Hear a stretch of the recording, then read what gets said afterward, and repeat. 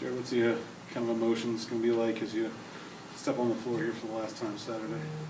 I mean, I feel like it's not going to really hit me until kind of getting late into the game, probably. You know, especially if it's a close game, last couple of minutes, that's probably when I'll take it all in. I mean, right now I'm just, preparing for a game like I do any other day.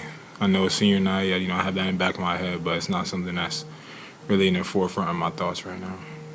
We had talked earlier in the season, Jared, about thinking too much about being your final year here, putting too much pressure on you. I mean, how much going into a game like this do you feel like it helps not to, I guess it's hard not to because there are festivities with it. Like, how helpful is it not to think too much about that? Yeah, it's actually really helpful because, I play my best basketball when I'm kind of just being free, being myself, and not really having all of this pressure on my mind and on myself as to expectations when I, don't put limits or even exceed expectations when I just, go out there and have fun like I used to when I was growing up. Whenever I play like that, that's when I play my best. So, yeah, I've just been having a free mind about it. Like I said, it's an opportunity for us to get another win, so that's all I'm really focused on. I feel like you are playing some of your best basketball here as your college career winds down? More or less. I've been shooting really good. And that's thanks to, just the confidence that my teammates and my coaches, driving to me every day. I get in the gym a lot, and that also comes from there. But, I've been shooting the ball really well lately, so. Can it be hard sometimes to sort of accept and appreciate that individual success without, taking into account some of the team shortcomings lately? Well, anybody who knows me knows that, I don't care at all about individual accolades.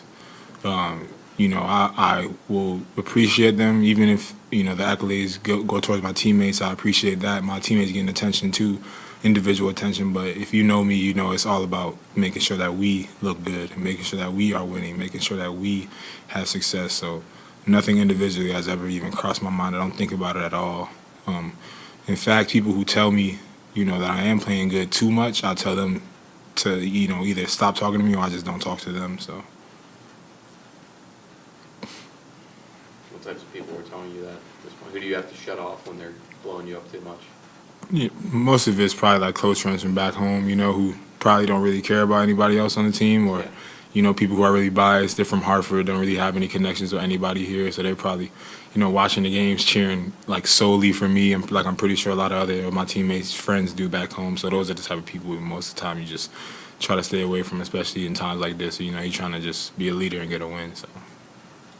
Jared, is there a sense of optimism still about the way this program is looking ahead from this season?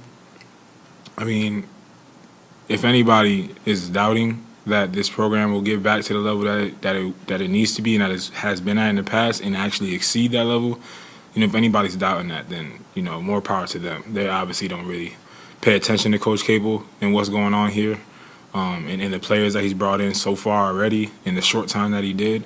If anybody is paying attention to that, though, I'm pretty sure that they have hope and have a lot of excitement towards what's going to be going on in this program. And even as far as this year, like we just talked about today, there's been a lot of things that we didn't take care of this season. There's been a lot of mistakes that we made that we didn't have to make, a lot of games we should have won that we didn't.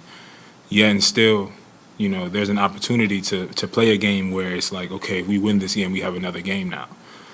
So going, that's even how we're thinking now. And as far as moving forward in the future, I have no doubt that, even I can talk good about Coach Cable and about the things that will come to this program, and around this program, around this city. I can talk good about that all day, but, I still think that what's actually going to happen is going to exceed my expectations in any way. So. You feel like you guys have kind of laid the foundation a little bit this year?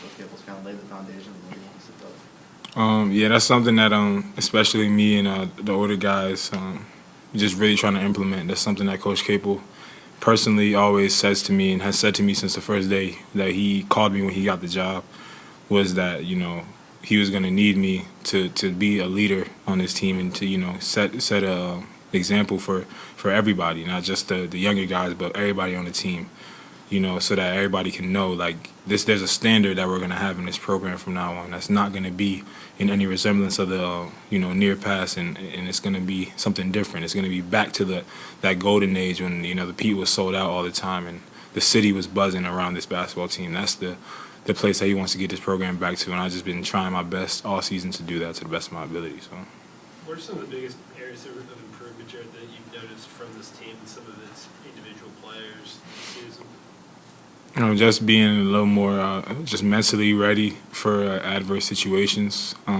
During the summertime, it was something that we used to try to kind of, continuously say to all the incoming players, was just how, last year when we were going through what we were going through, how, there was kind of nobody else having our back except for us. And that's the mentality you have to have regardless. And when we had early success, it was something that we still kept reminding everyone, like, this is right now.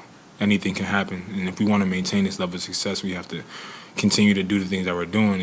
And, we slipped up on that. But one thing I can say that I've seen growth in is just the toughness, mental toughness, especially from the young guys, being as young as they are. We have a player on our team who was born in 2000. Even that's crazy to me, So, and being able to see those guys be mentally tough to be able to, maybe play not as well as they wanted to or as they should have or as they could have, and come in the next day with their head high and, ready to work and still confident, still with belief in themselves and within the team. So.